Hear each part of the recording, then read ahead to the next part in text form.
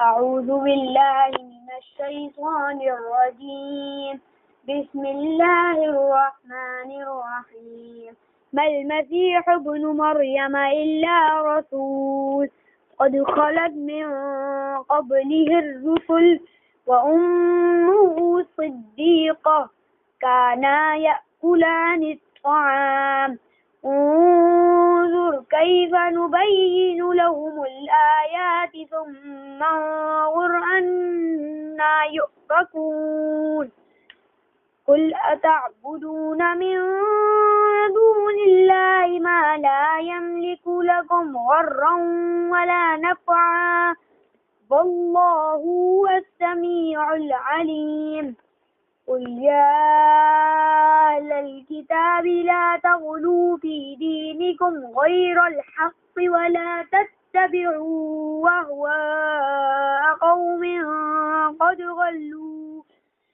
غلوا من قبل أضلوا كثيرا وضلوا عن سواء السبيل.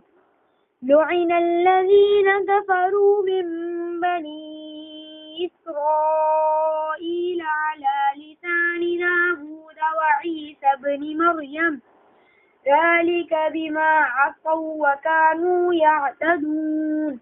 كانوا لا يتناهون عن منكر فعلوه لبئس ما كانوا يفعلون. ترى كثيرا منهم يتولون الذين كفروا لبئس ما قدمت لهم أنفسهم أن سخط الله عليهم وفي العذاب هم خالدون. ولو كانوا يؤمنون بالله والنبي وما أنزل إليه ما اتخذوهم أولياء ولكن كثيرا منهم فاسقون.